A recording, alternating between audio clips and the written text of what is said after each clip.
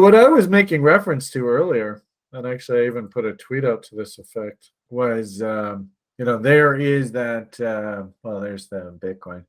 There's the Dow, and it's just a massive W. I'm not going to sugarcoat it. This is huge range. And as I said earlier, I put on the big boy and it moved up 100, 200 points. It was like a $500 move. And I was like, whoa, whoa, whoa, that's too much risk. So I dialed it back, threw on the micro just as demonstration. We'll see what happens here. But look at the breadth indicator. I couldn't believe this when I saw that. That is the most beautiful structural bottom. I don't know whether, Josh, you can see this or not, and how we incorporate that into your approach with using the algo. I don't think a Bitcoin breadth looks like this, but this is the Dow Industrials. But wow, what a beautiful bottom. I couldn't believe that. Just so textbook. And interesting, actually, I used to work with guys, and there was even a guy on the website years ago that even he worked with RSI and stochastics and stuff, and they actually don't like to take signals until you actually see a breakout through either the 60 or the 40 level. You've heard me talk in the past about how the 50 level is the midpoint on all these oscillators.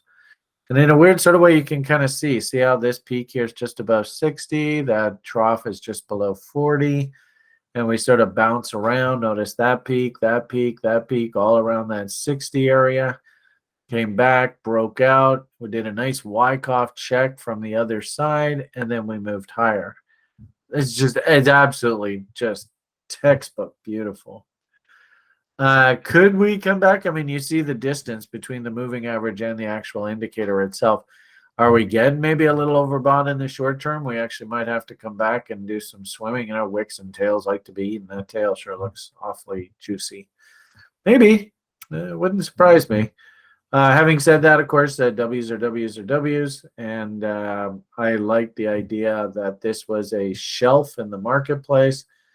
Have we actually accepted above here? I don't know. I think the jury's still out, because now I see, here we are. That is that level. Talk about a fight, eh? So there is the trade. I'm up a whopping $13, $11, $10. $10. 9. Do I hear 9? There's 9. Do I hear 8? Oh, there's 8. Hey, look at that. I'm losing money as we speak. Anyway, I think the trade's just been put on. There's really no hurry to do anything with this whatsoever right now.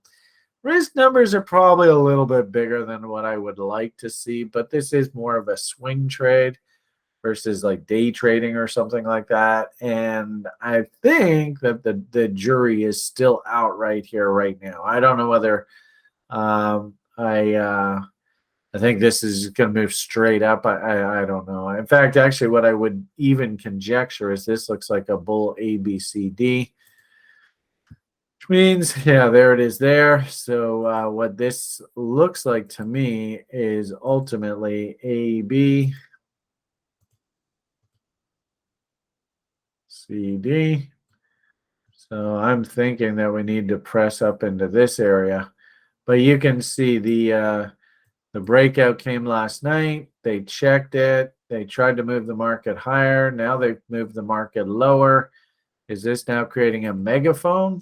Kind of looks like it.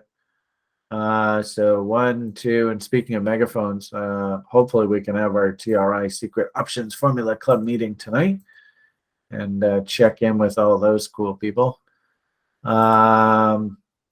But it looks like to me, just in the short term, we're probably doing something like that.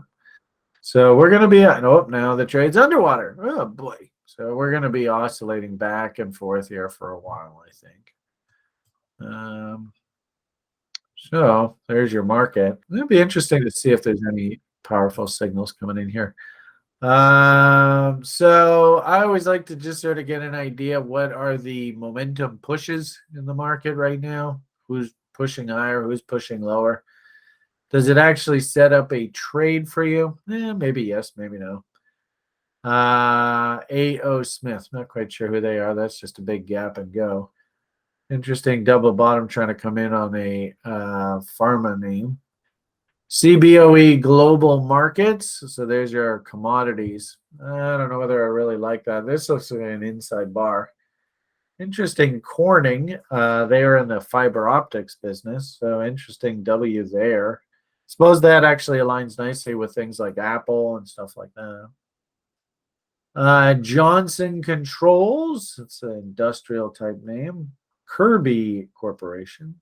Not sure about that. I'm not seeing anything that really gets my attention too much here. Move to new lows. So, Netflix. Interesting. Wonder if Netflix is. I heard that they have a new policy for users. So there might be a nice bull ABCD that takes you up into this gap. Ooh, News Corporation, big fat W, outside upside reversal there. I'm surprised actually the key reversal signal didn't spit something out there for that. Might be interesting to see if that pops up on this key reversals. Woo, look at this. Oh, there's that's News Corporation again. So isn't that interesting? This thing's spitting up momentum signals. Oracle, another tech stock. So that would make sense. Big fat W there. Remember we said if crude oil is topping out, usually energy and technology move in opposites. So interesting vote there. Look at that. The Germany fund. Yeah, you don't often see that. Big outside upside reversal bar. Trying to put in a double bottom. Remember, this is our momentum screen. So bit of momentum behind it.